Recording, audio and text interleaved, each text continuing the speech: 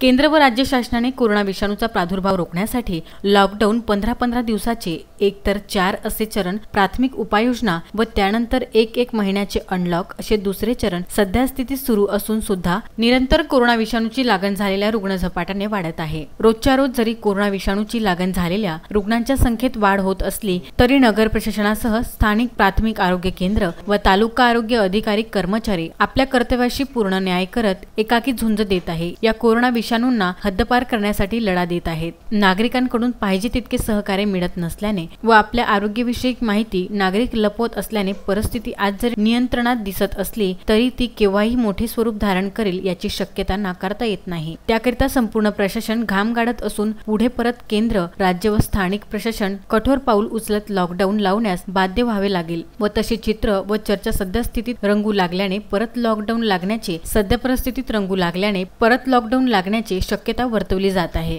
सुरू असलेल्या कोरोना काळात शासकीय कर्मचारी, अधिकाऱ्यांसह कोरोना वॉरियर्स म्हणून आपल्या सेवा देणारे वर्तमानपत्र तसेच सोशल मीडिया प्रतिनिधी सोबतच नगरसेवक, समाजसेवी आदींच्या आरोग्याची काळजी म्हणून माननीय जिल्हाधिकारी यांनी जिल्ह्यातील या सर्व कोरोना वॉरियर्स यांच्या सावनेर पब्लिक स्कूल येथे स्थानिक नगर प्रशासनाचे मुख्य अधिकारी रवींद्र भेलावे आतापर्यंत जे स्वॅब टेस्टिंग झालेले आहे ते जवळपास 550च्या वर आहे आणि निकष हाच आहे की आपल्या गावामध्ये परराज्यातून, परजिल्ह्यातून जे लोक येतात आहे किंवा आम्ही जे निरंतर सर्वेमध्ये आमच्या सर्वेक्षकाला एखादा कोरोना लक्षण असलेला इसम आढळला किंवा इथे सावनेर शहरामध्ये जवळपास 35च्या वर डॉक्टर्स आहेत, त्यांच्याकडे एखादी तसा रुग्ण गेला त्यांच्याकडून यादी आम्हाला दररोज येत असते।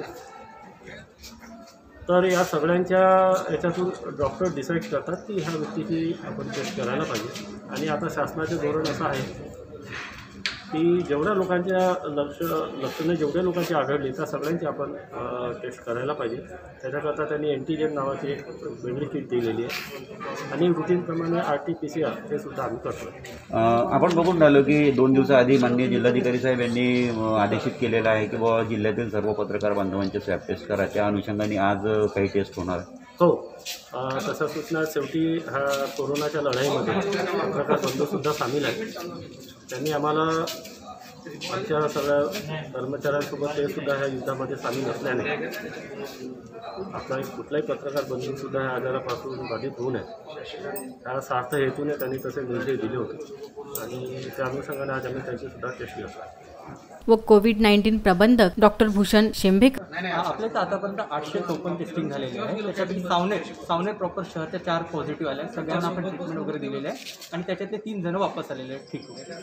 आणि माननीय कलेक्टरचा असा आदेश होता काल DC-मध्ये व्हिडिओ कॉन्फरन्सिंगमध्ये की जे ॲक्च्युअल फील्ड वर्क आहे म्हणजे जसे पत्रकार झाले, नगरसेवक झाले, जे काम करतात ग्राउंड लेवलवर त्यांच्यासाठी तपासणी करण्यासाठी आज आम्ही ठरवले आहे सगळ्यांच्या स्वॅब टेस्टिंग आणि अँटीजेन टेस्टिंग करण्यात येणार आहे आणि त्याचा रिझल्ट म्हणजे रिपोर्ट केव्हापर्यंत? रिझल्ट उद्यापर्यंत आणि अँटीजेन टेस्टिंग रिझल्ट 15-20 मिनिटात लगेच कळून जाईल। त्यांना या प्रकारची काही लागण झालेली नाही आहे। एक उपाययोजना म्हणून शासनाने एक पाऊल उचललेलं आहे।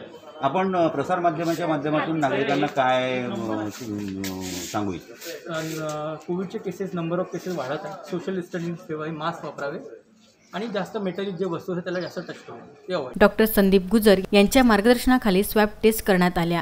तर सध्या तरी 2 रुग्ण आहे सध्या करंटमध्ये, त्यांची आपण IGMC-मध्ये ट्रीटमेंट चालू राहिली आहे आणि बाकी जे आहेत ते ठीक होऊन बरे होऊन आलेले आहेत वापस आणि बाकी जर आपलं टेस्टिंगचा भर जो देण्यात येत आहे त्यामुळे आपलं सावनेर तरी अजून थोडंसं प्रोटेक्टेड म्हणता येईल।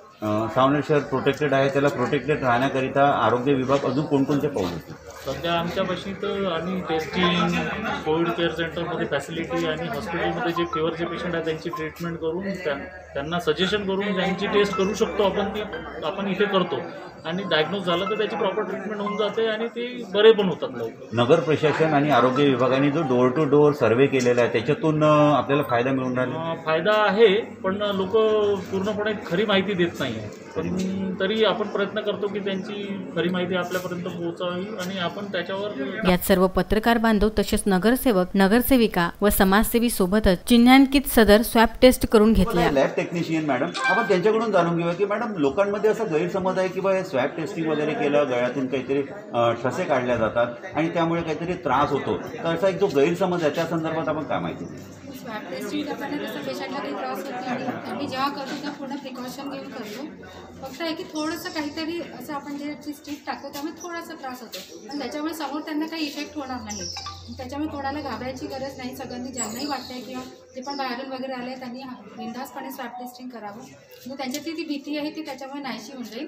आणि ज्यांनी स्वॅब टेस्टिंग केलं त्यांना ते विचारू पण शकतात की त्यांना काही त्रास झाला की नाही. आम्ही तर पूर्ण काळजी घेऊनच सगळं करत. या प्रसंगी नगराध्यक्ष रेखा मोवाडे, नगराध्यक्ष निलेश पटे, दीपक बसवार, दिनेश चौरशिया, सूरज सेलकर इत्यादींनी उपस्थित राहून कोरोना तपासणी करून घेतली. हेल्थ ऑफिसर आहे मॅडम, आपण त्यांच्याकडून जाणून घेऊ. मॅडम, हे जे लोक टेस्ट करण्याकरिता येतात तर ज्यांच्या पाळीमध्ये नंबर लागून राहिलेला आहे, ज्यांना ज्यांना इथे ट्रेस केलं जातं किंवा ज्यांना बोलावलं जातं, त्यांनी ही कोविडची टेस्ट केली पाहिजे. नमस्कार, माझं नाव रितू एमदे, मी माळेगाव सब सेंटरची CH आहे. तर मी सांगायला चाहते की ज्यांना खोकला आहे, सर्दी आहे, त्यांनी आपली स्वॅब टेस्टिंग केलीच पाहिजे. कारण की ते कोणाच्या म्हणजे रुग्णाच्या लोकांमध्ये आलेले आहे, त्यांना त्या सर्दी खोकला तो त्यांच्या लोकांच्या आलेल्या बाहेरून आलेल्या पर राज्यातून आलेल्या लोकांना सर्दी खोकला ताप वगैरे होत आहे.